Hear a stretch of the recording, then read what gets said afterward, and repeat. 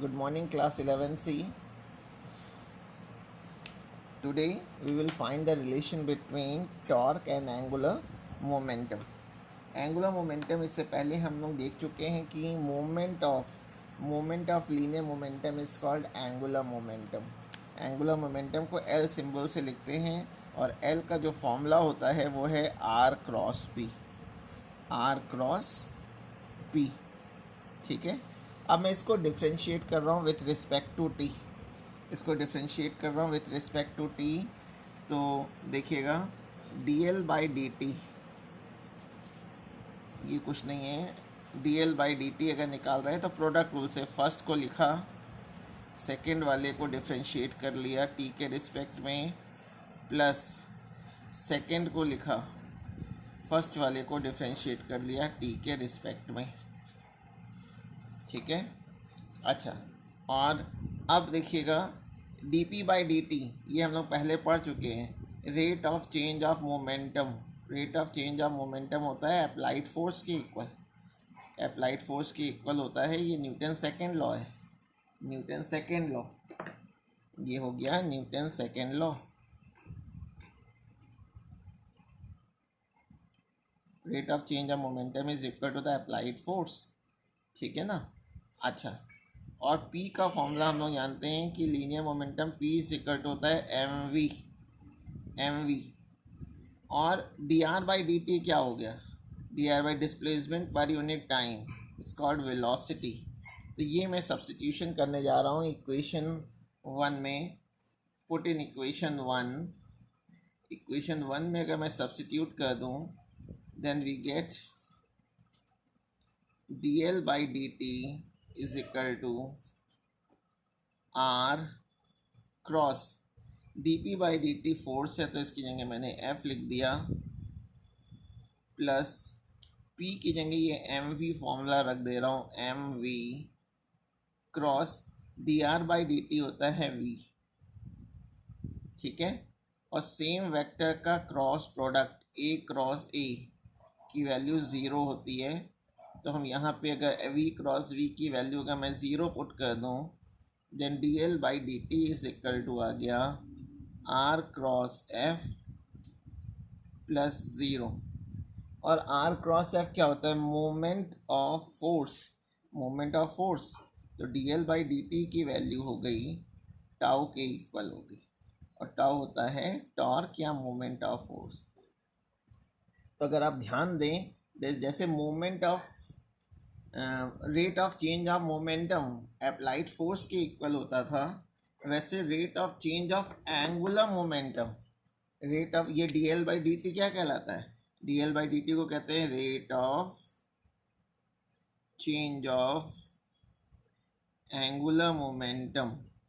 और rate of change of angular momentum tau के equal होता है, यानी टॉर्क के इक्वल होता है. तो आखिरी में लिख सकते हैं कि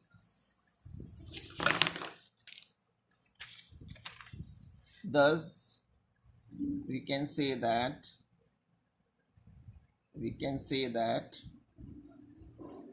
rate of change of angular momentum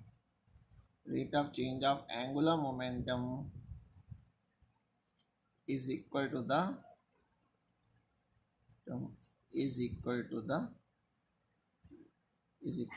torque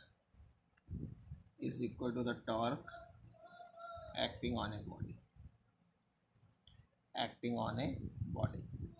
तो ये था relation between angular momentum and torque. Now next heading is geometrical meaning of angular momentum.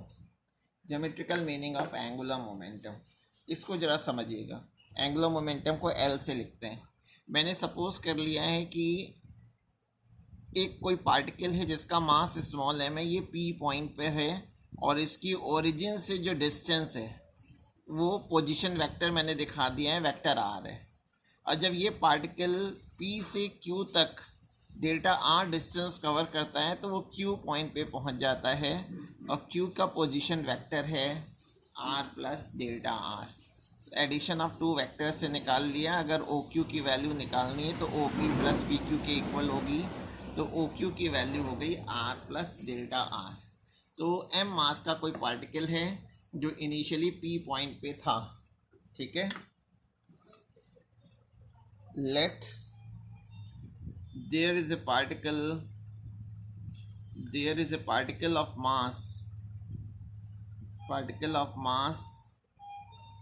small m, let there is a particle of mass small m is at a point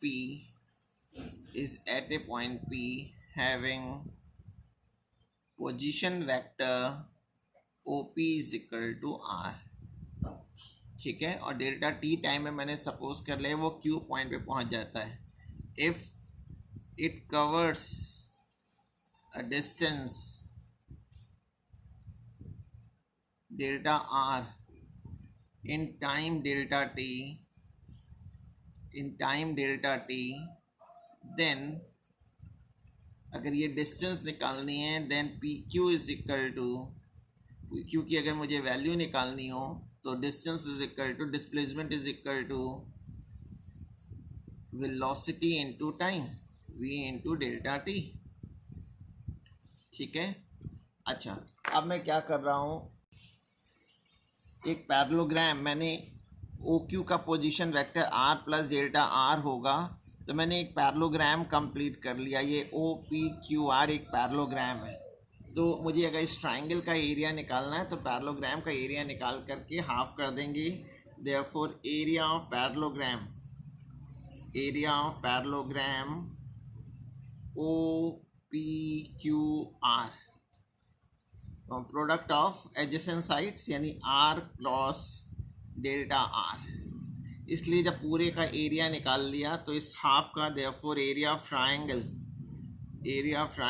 O P Q, अगर O P Q का area मैं delta A अगर suppose कर लूँ तो वो इसका half हो जाएगा, यानी half of r cross delta r. और एरिया ये दोनों क्रॉस प्रोडक्ट है तो ये भी एक वेक्टर क्वांटिटी आएगी, और इसकी जो डायरेक्शन होगी, एरिया वेक्टर की डायरेक्शन सरफेस के परपेंडिकुलर और आउटवर्ड डायरेक्शन में होगी। ये एरिया वेक्टर की डायरेक्शन हो गई, ठीक है।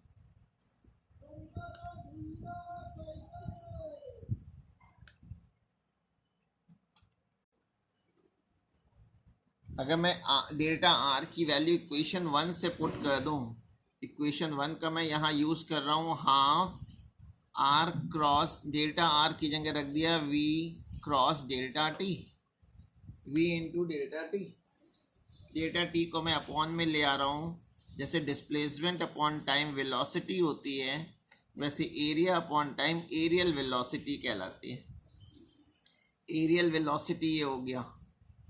अब इसको मोमेंटम बनाने के लिए मैं क्या कर रहा हूँ, यहाँ m से मैंने डिवाइड कर लिया और m से मल्टीप्लाई कर दिया। m से डिवाइड m से मल्टीप्लाई, और मास इंटू वेलोसिटी मोमेंटम होता है, मास इंटू वेलोसिटी हो गया मोमेंटम p।